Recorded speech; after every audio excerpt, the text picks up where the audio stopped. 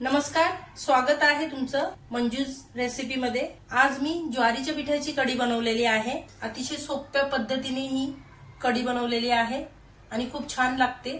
चला तर मग पटकन आपण रेसिपीला सुरुवात करूया आणि बघूया ही ज्वारीच्या पिठाची मी कढी कशी बनवली ते। तरी इथे मी कढीसाठी वाटण तयार करून घेणार आहे। त्यासाठी हे सुकं खोबरं आहे, हे घालते।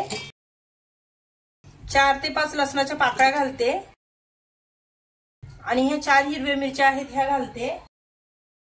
1 पाव चमचा जिरं घालते। कोथिंबीर मी धुवून घेतलेली आहे ही घालते, देठासकट घातलीये। आता याचं वाटण करून घेते। इथे आपलं वाटण तयार झालेलं आहे। आता फोडणीसाठी मी इथे थोडंसं खोबरं घेतलेले आहे सुक्कं, ते आणि लसूण ह्या खलबत्त्यामध्ये मी ठेचून घेते।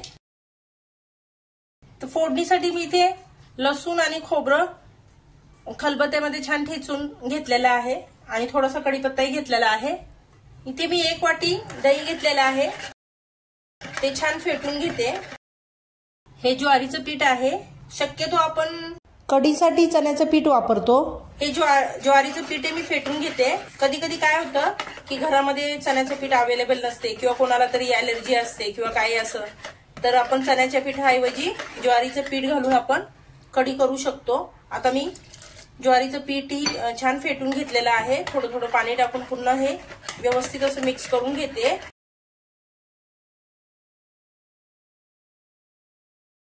दही थोडंसं आंबट असले की कढी छान लागते, शक्यतो आंबट दहीच घ्यावं।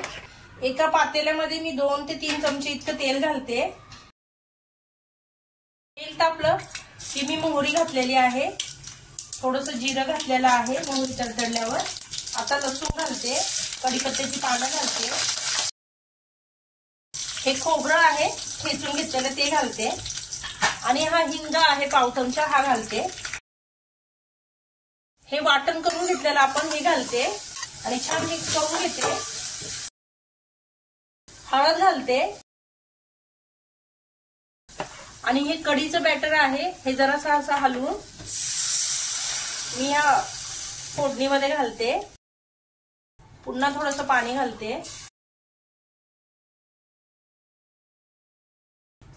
तर इथे मी कढी छान 7-8 मिनिटं उकळी काढून घेतलेली आहे, शिजवून घेतलेली आहे। इथे माझी कढी तयार झालेली आहे। आता वरतून थोडीशी कोथिंबीर घालते आणि चवीपुरतं मीठ घालते मी। छान पुन्हा ढवळून घेते। तर अशा प्रकारे आपली ज्वारीच्या पिठाची कढी तयार झालेली आहे। मी गॅस बंद करते।